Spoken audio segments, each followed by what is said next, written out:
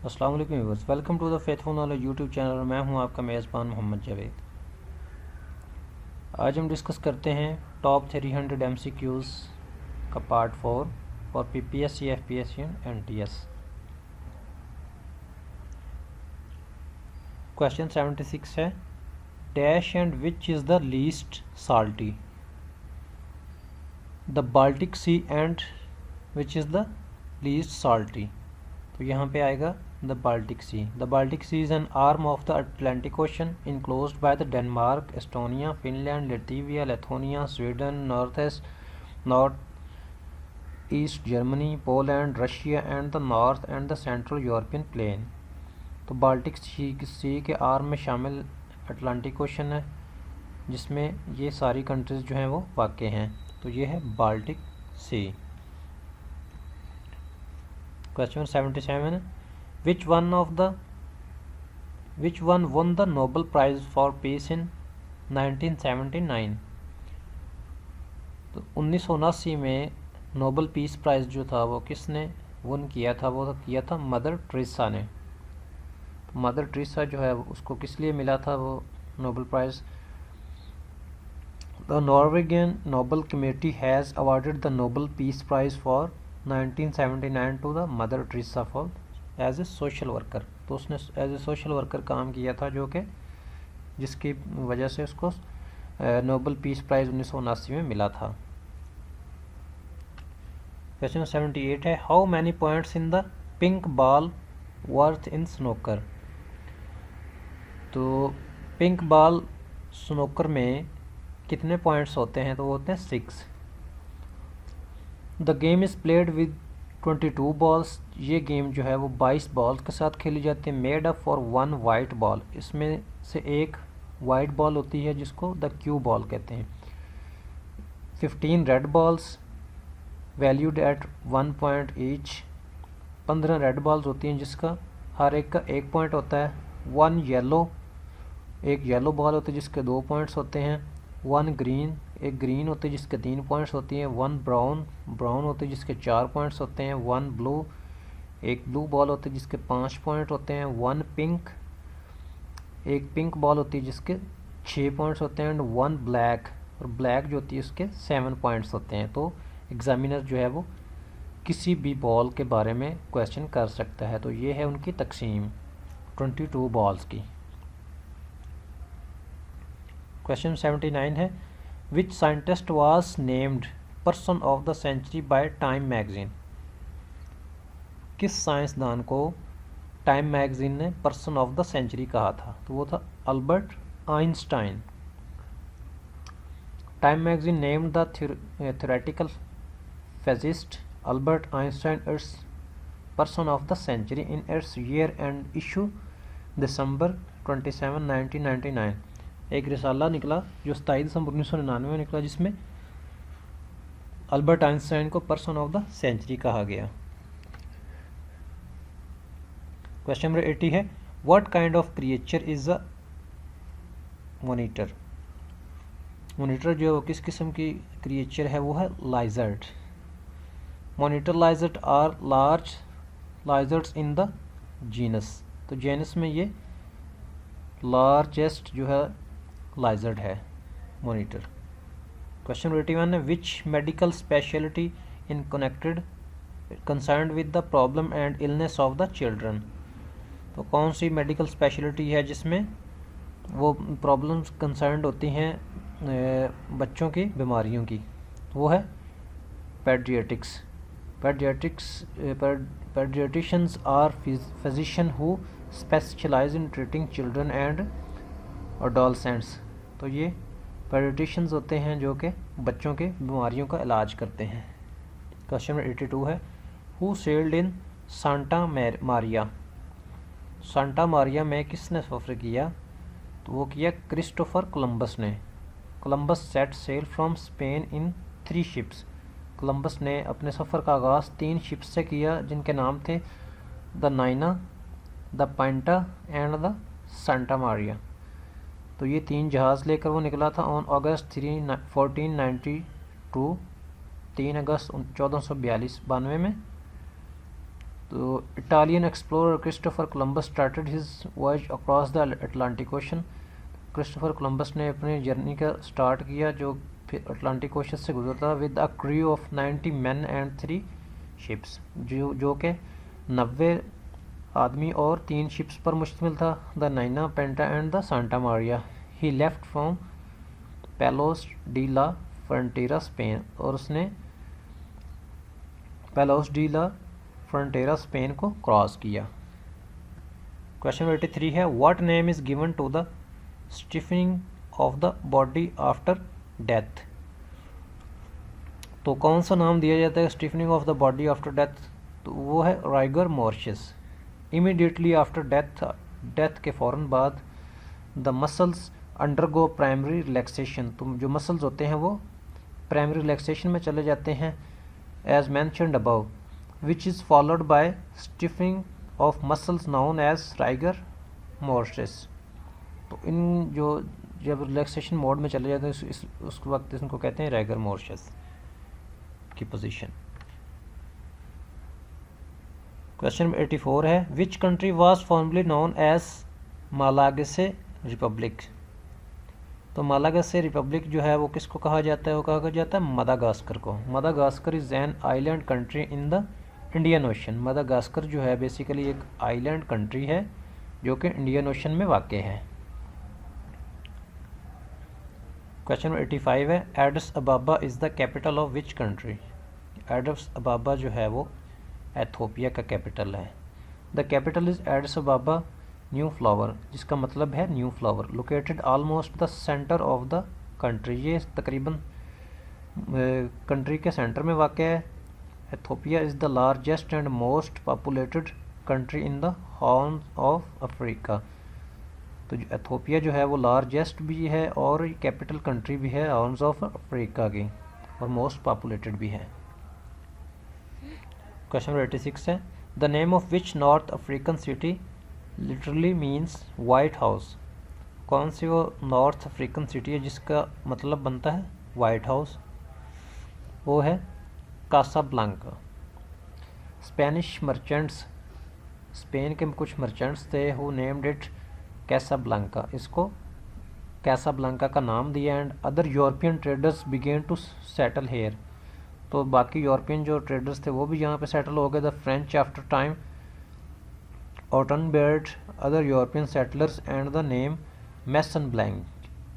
तो बाकी जो यूरोपियन सेटलर्स थे उन्होंने इसको मैसन ब्लैंक का नाम दिया, आल्सो मीनिंग वाइट हाउस, जिसका मतलब वाइट हाउस बनता था। बिकेम एज कॉमन एज कैसाब्लैंका, लेकिन इसका जो कॉमन नेम रहा वो कैसाब्लैंका रहा।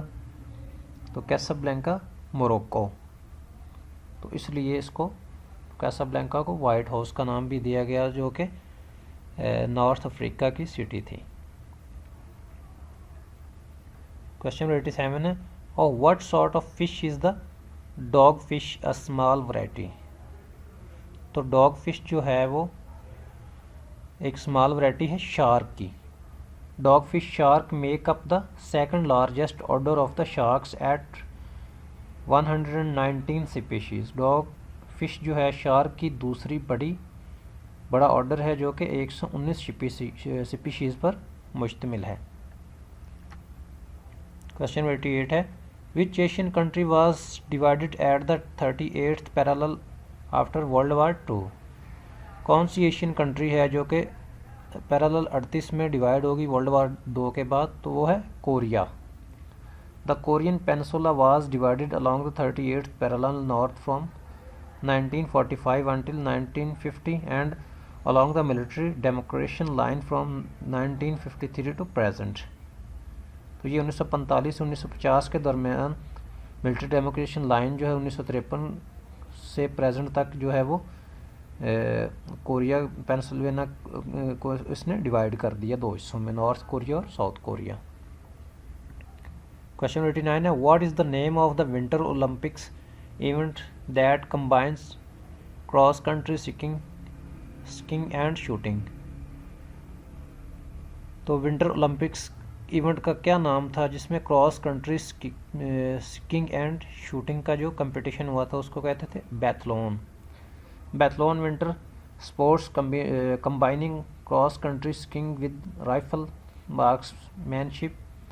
तो ये कंपटीशन हुआ था जिसको athletes participating in an event at the 2009 biathlon world cup. तो बैथलॉन वर्ल्ड कप हुआ था जिसमें मुख्तलिफ कंट्रीज़ ने हिस्सा लिया था, जिसमें शूटिंग और स्कीइंग का कंपटीशन हुआ था। क्वेश्चन 90 है, which American science fiction writer wrote Fahrenheit 451। कौन सा अमेरिकन साइंस फिक्शन राइटर था जिसने एक बुक लिखी फ़ारेनहीट 451? वो था Ray Bradbury. Ray Bradbury was often considered a science fiction author but he said that, लेकिन वो कहता है only science fiction book was Fahrenheit 451, लेकिन वो कहता है कि उसने फ़ारेनहीट 451 बुक जो है सिर्फ वही लिखी थी। क्वेश्चन 91 है, for which powerful opiate is diamorphine the technical name. तो जो ओपिएट डायमोफ्रेन टेक्निकल नाम जो है वो पावरफुल है। हेरोइन डायमोरफाइन की खाम तैयारी है। ये नीम मसनू है जो मॉर्फिन के एस्ट्रेलेशन के ज़रिए हासिल किया जाता है, जो फ्यूम में कुदरती मसनू की हैसियत से पाया जाता है। तो ये है हीरोइन। क्वेश्चन 92 है, how many dominoes are there in a normal set. कितने डोमिनोस होते हैं नॉर्मल सेट में? वो होते हैं 28। तो बेसिकली ये डोमिनोस है क्या? The traditional Sino European dominoes set consist of 28 dominoes. ये एक ट्रेडिशनल साइनो यूरोपियन गेम है जो कि 28 डोमिनोस पर मुश्तमिल होती, featuring all combination of the spot counts between 0 and 6, जिसके जो कि तमाम काउंट्स पर मुश्तमिल होती जो 0 से 6 तक होते हैं। Domino set is generic gaming device. ये एक जेनेरिक गेमिंग डिवाइस है सिमिलर टू प्लेइंग कार्ड्स, जिस तरह के कार्ड्स खेलते हैं और dice, in that a variety of games can be played with a set. तो एक सेट के साथ कई सारी गेम्स इसके ज़रिए खेली जा सकती हैं, लाइक कार्ड्स, प्लेइंग कार्ड्स। तो ये था डोमिनोस। क्वेश्चन 93 है, who was cartoonist who create Batman. वो कौन सा कार्टूनिस्ट था जिसने बैटमैन का किरदार क्रिएट किया? वो था Bob Kane. Batman is the super hero who appears in American comic books published by DC comic. ये अमेरिकन कॉमिक बुक्स जो पब्लिश हुई थी DC कॉमिक्स ने की, उसमें बैटमैन जो एक सुपर हीरो का किरदार अदा करता है। Batman was created by artist Bob can. ये बॉब कैन ने आर्टिस्ट बॉब कैन ने ये क्रिएट किया था। एंड राइट बिल फिंगर, और उसने बिल फिंगर लिखे। And debut in the 27th issue of the comic book. ये एक बुक थी 27th issue of the comic book detective comic on March 30, 1939। तो ये बुक जो है 30 मार्च 1939 में पब्लिश हुई थी। क्वेश्चन 94 है, aerophobia is a fear of flying, agoraphobia is a fear of open space, what is the acrophobia a fear of heights. Acrophobia कहते हैं फियर ऑफ हाइट्स को। क्वेश्चन 95 है, in computing how is a modulator demodulator more commonly known. तो modulator और demodulator commonly किसको कहते हैं? वो कहते हैं मोडेम को। A modem is the hardware device that allows a computer to send and receive information over telephone lines. तो ये मोडेम ही है एक हार्डवेयर जिसके ज़रिए एक कंप्यूटर सेंड और रिसीव कर सकता है इंफॉर्मेशन को टेलीफोन लाइन के ज़रिए। क्वेश्चन 96 है, an auger bit is use to drill that type of material. तो ऑगर बिट जो है वो यूज़ होता है वुड में। Auger bit is use to drill what type of material. तो वो ड्रिल करने के लिए, वुड को ड्रिल करने के लिए इस्तेमाल होता है auger bit. Auger drill bits are bits use to drill holes into the wood. ये लकड़ियों में सुराख करने के लिए इस्तेमाल होता है।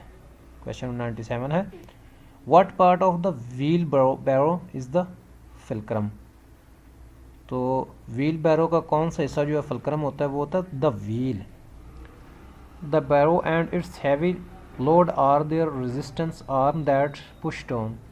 तो ये हैवी लोड को जो है वो रेजिस्ट करने के लिए इस्तेमाल होता है पुश डाउन से। The whole the wheel is the fulcrum that allows the wheelbarrow to pivot up and down. तो ये फुलक्रम जो है वो अलाउ करता है व्हील को नीचे और ऊपर की तरफ मूव करने के लिए। क्वेश्चन 98 है what see is the device use to determine small length of which a vernier is one type. तो वो है clipper. Question 99 rip chain and band are types of which tools. Rip chain और band of types band जो हैं वो किस चीज़ की tools हैं, वो हैं सॉ के।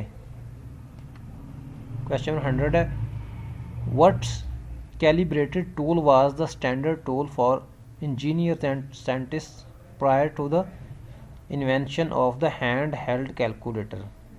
तो वो कौन सी चीज़ है, वो कौन सा स्टैंडर्ड टूल था जो कैलकुलेटर के तौर पर जो एंशिएंट साइंटिस्ट थे और इंजीनियर्स थे वो इस्तेमाल करते थे उसको, वो था स्लाइड रूल। तो व्यूअर्स उम्मीद है आपको ये वीडियो पसंद आई होगी। फेथ फोन और यूट्यूब चैनल सब्सक्राइब नहीं किया तो सब्सक्राइब करें और हमारे साथ रहें। अल्लाह हाफिज़।